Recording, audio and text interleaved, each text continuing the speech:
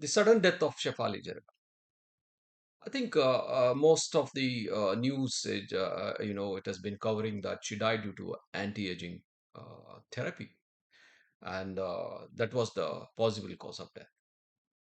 But many people did contact me, and they just asking me what exactly might have happened in such cases. So this video is all about the analyzing the death of Shefali Jariwala. See, the history which we got until now is on 27th, she has performed a Satyanarayan puja and she was fasting for the day long fasting she has done.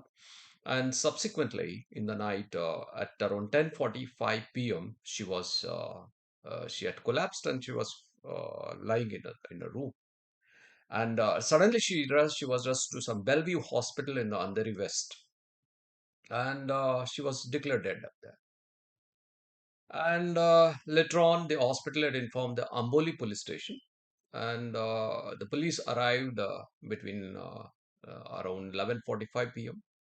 And the next day, that is on 28th June, the postmortem was conducted. And the result is the cause of death is not been confirmed or concluded. And there's been pending so many investigations.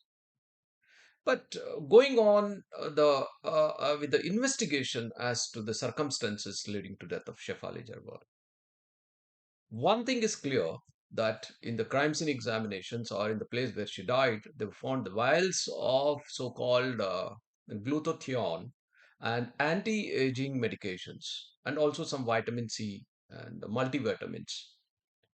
See, one thing I would like to state in this at this juncture is the glutathione, which they are suspecting to be the cause, is never known to cause the death at all, nor the vitamin C nor the multivitamins. Secondly, during our investigations, we have found that Shefali was taking this anti-aging medications for over a period of 7 to 8 years. And imagine a individual who is known to be this particular medications, and she's been used to the method of administering the so-called anti-aging medications intravenous. Though the literature do suggest that intravenous medication should be done under supervision, but in the case it is not expected because she has been used for the period of 7 to 8 years. She is no less than a doctor. And besides, besides this, the as I told earlier, glutathione is there is no death reported as a result of glutathione. However, allergic reactions are known to be in this particular so-called anti-aging medications, and at times when it is not injected or intravenous injections without medical supervision, it is known to cause so-called lowering the BP or some breathlessness or compromising the cardiac capabilities.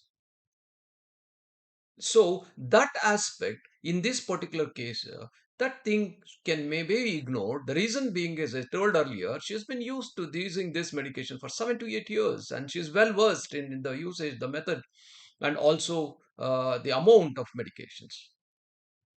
Now the question is, what exactly may be the other possibilities? Yeah, that is what the investigation is all about.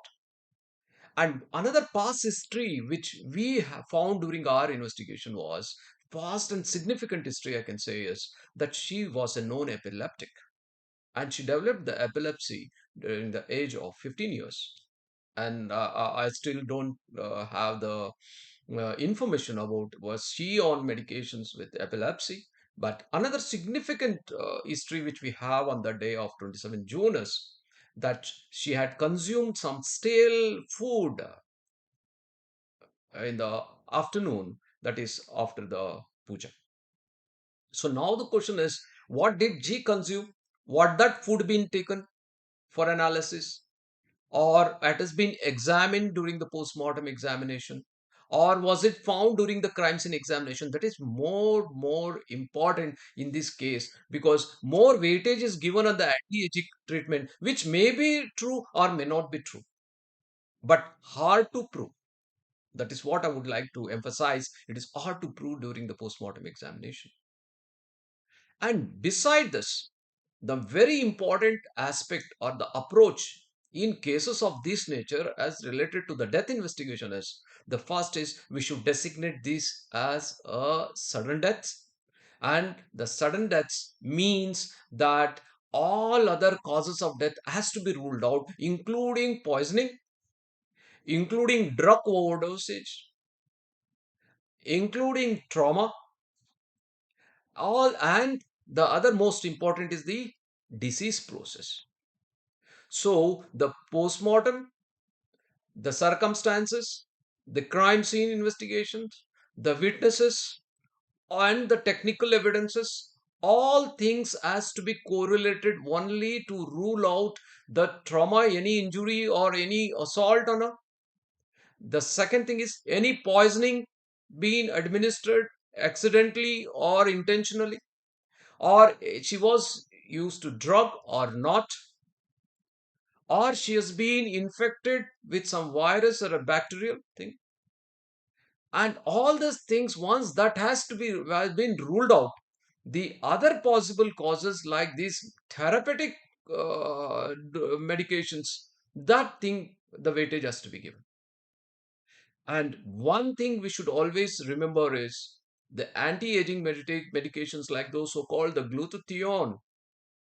It is not known to be cosmetically effective, nor any research are there to support that theory, but people are using it. And it is very bad and unacceptable to blame the so-called anti-aging medications in Shefali's death at this juncture.